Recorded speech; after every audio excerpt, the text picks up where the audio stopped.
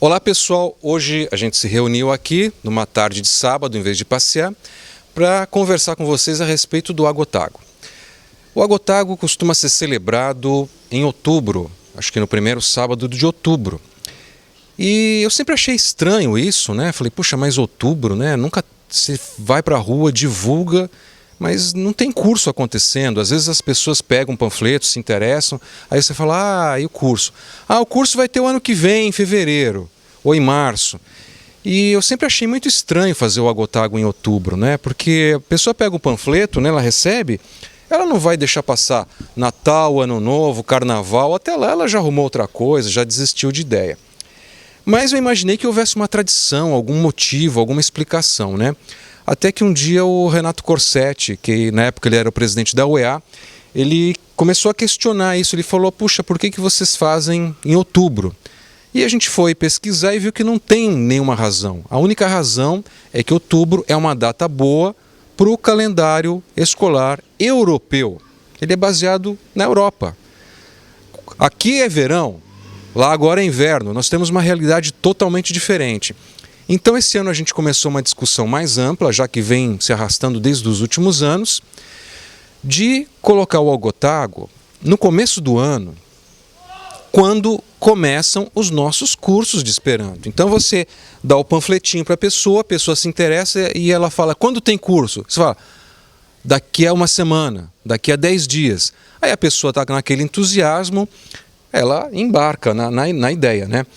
Agora, a gente discutiu bem a fundo a questão da divulgação, do panfleto, aonde divulgar. Eu queria conversar aqui, estou aqui com o Cretil e com o Diego, né? Vou falar primeiramente com o Cretil. Cretil, eu queria que você falasse primeiramente a respeito da linguagem do panfleto. Que tipo de panfleto que nós devemos usar? É um panfleto extenso, com bastante informação, com informação detalhada, uma coisa mais direta? Qual é a sua opinião e o que a gente acabou discutindo?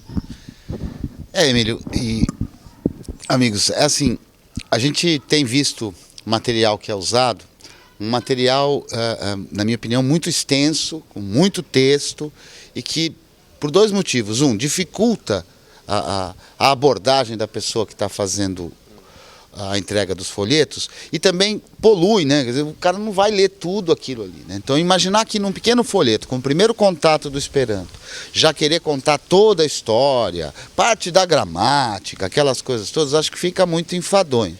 Então a gente nesse folheto está optando por vencer alguns tabus.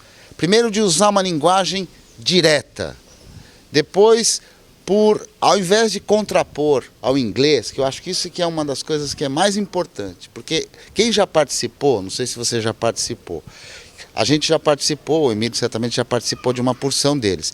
Quem já participou de um Agotago sempre enfrenta essa situação, porque as pessoas comuns que não falam inglês, almejam falar inglês. De repente chega um grupo de pessoas lá meio malucas, frenezulos, né? Falando do Esperanto, que é mais fácil que o inglês, que isso, que aquilo. Termina por passar uma ideia que nós somos contra o inglês. Eventualmente eu posso ser, você pode ser, mas a gente não pode ser publicamente contra o inglês, não tem sentido, é contraproducente. Mas assim, você fala inglês, né, Cretil? Falo. Alguma coisa do inglês eu falo. Então você não é contra o inglês? Não, de forma alguma, não sou contra o inglês, de jeito nenhum. O que sou contra é tentar colocar o Esperanto como um contraponto do inglês, né? Que é o que acaba muitas vezes acontecendo. Quando eu chego para uma pessoa, entrego um folheto e digo, olha, o Esperanto é mais fácil de aprender do que o inglês. Você sabe falar inglês? Ah, não. Então, mas o Esperanto... Parece que a gente não quer que as pessoas aprendam inglês. Por isso a gente optou, por exemplo, numa das frases do folheto, a gente optou em assumir aquela coisa que você já deve ter ouvido sobre o poder propedêutico da aprendizagem do Esperanto. Quer dizer, aprender o Esperanto ajuda a aprendizagem de qualquer outro idioma indistintamente. Porém, como a maior parte das pessoas no Brasil tem interesse de aprender inglês, então a gente está procurando falar o que eles querem ouvir também.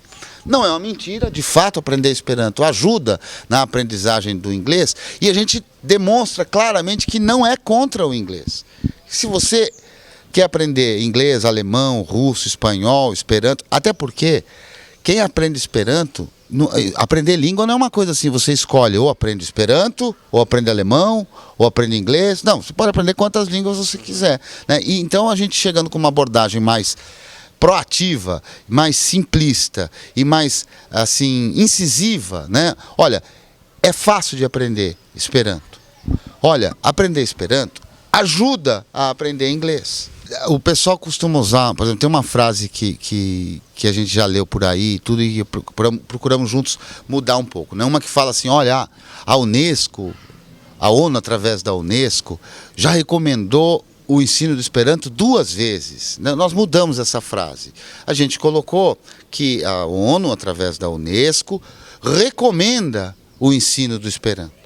Porque essa ideia de que recomendou 2 vezes, parece que recomendou uma vez, não deu certo, não aceitaram, não acharam bom, então recomendaram uma segunda. Então existem várias frases que aparentemente são positivas, quando na verdade elas demonstram uma certa fragilidade que... Verdade ou não, não importa.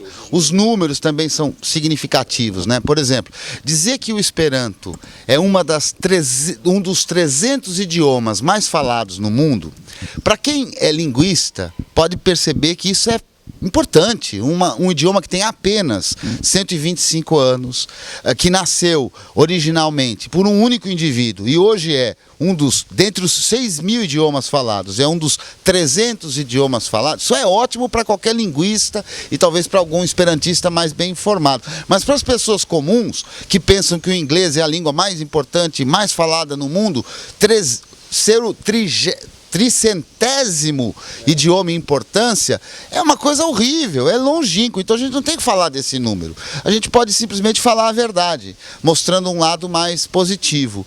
O Esperanto é um dos idiomas falados em maior quantidade de países, 115 países ele é falado. Ninguém está dizendo que ele é o idioma mais falado nos 115 países, mas que ele é falado em 115 países. Isso é uma informação importante, né? Dizer os aspectos positivos do Esperanto, porque o que eu percebo é que nesse afã de defender o Esperanto, a gente às vezes reclama do preconceito de algumas pessoas, mas talvez muitos deles sejam induzidos, a gente mesmo induz. Quando parece que, não, mas inglês é difícil de aprender. Primeiro assim, uma pessoa que investiu dinheiro, tempo, para aprender um idioma, que até ele pensa que fala, às vezes tem gente que pensa que fala, ou pelo menos fala, para aquela finalidade única e exclusiva que ele imaginou da língua. Então eu consigo, por exemplo, conheço pessoas que falam inglês, falam. Quando elas falam? Elas falam no dia a dia delas de trabalho. As questões afetivas, políticas, sociais, às vezes elas são incapazes de falar inglês e não precisam. Então, primeiro de ficar discutindo se essa pessoa fala ou não fala inglês, quem sou eu, quem é você, quem somos nós, para dizer o quanto de que uma pessoa deve saber de um determinado idioma, né? Ela é que deve escolher o quanto ela deve saber. Então, eu acho que dessa forma a gente consegue fazer o Esperanto ser uma coisa positiva, né? Uma coisa bem zen, assim, né? Olha, é bacana aprender Esperanto, é fácil de aprender, vai te possibilitar isso, aquilo, várias coisas que são verdades e que são positivas, né? Sem precisar qualquer tipo de confronto, né? Porque ainda que o Esperanto seja capaz de mudar o mundo, de tornar o mundo um mundo que você, eu ou outras pessoas imaginemos, os jovens especialmente, dificilmente, são poucos os jovens, né? Que estão preocupados até porque para eles o mundo está ótimo. Quem é que falou que o mundo está ruim? Isso é coisa de velho. O mundo está ótimo, as pessoas se comunicam, se divertem, está tudo mais acessível. Nem todo mundo tem essa visão de que o mundo está uma porcaria, não. Os jovens, especialmente, acham que o mundo está uma maravilha e eles acham que eles não estão errados. Então a gente pode aproveitar essa joviedade para levar coisas positivas, né, Emílio? Ô Diego, queria que você falasse assim agora a respeito da estratégia. Como planejar o Agotago, né? O Cretil já falou bastante do conteúdo do panfleto, de como fazer um panfleto, né? Nós temos umas sugestões lá na nossa página para vocês. Agora, como que a gente faz? Nós vamos na Praça da Sé e vamos distribuir 200 panfletos na Praça da Sé em São Paulo. Como é que você vê essa questão? Não, então, a ideia é buscar lugares específicos, assim, proximidade de faculdade, onde você tenha cursos de idiomas, que você tenha cursos de comunicação, turismo, economia, pessoas que estão ligadas assim de alguma forma com uma tendência internacional, um relacionamento internacional, né? Daí esses lugares que vão ser o nosso foco, já que não, é muito pouco eficaz você sair entregando ao acaso, e aqui no Brasil muitas pessoas não têm uma tendência de comunicação internacional, uma visão internacional. Na Europa, por exemplo, as pessoas viajam um determinado perímetro e elas encontram pessoas que falam diferentes línguas, já que na América Latina, com o português, a pessoa viaja a lugares muito distantes e ela não precisa de um idioma auxiliar para falar com muitas pessoas, entendeu? Então, bom, por exemplo, aqui em Santos, nós vamos aproveitar uma semana de palestra de relações internacionais e nós vamos convidar, com o panfleto do Agotago, a pessoa para assistir uma palestra nossa sobre comércio exterior usando o Esperanto, por exemplo, para estimular a comunicação com os chineses para esse propósito. Ok, então assim, é preciso ter um foco, é preciso ter um público-alvo durante o seu Agotago. Se você mora numa cidade muito grande, não adianta você ir na Praça Central e querer distribuir para a cidade inteira. Você ia precisar de 200 esperantistas, 100 mil panfletos, um trio elétrico, um caminhão de som, etc. Agora, se a sua cidade já é menor, você pode escolher uma faculdade, por exemplo, que tem um curso de relações internacionais, comércio exterior, turismo, direito internacional, alguma coisa que tenha alguma relação internacional, para você poder inserir uma palestra sobre o Esperanto e essa questão internacional. Nós estamos aqui na nossa página oferecendo um panfleto em algumas versões.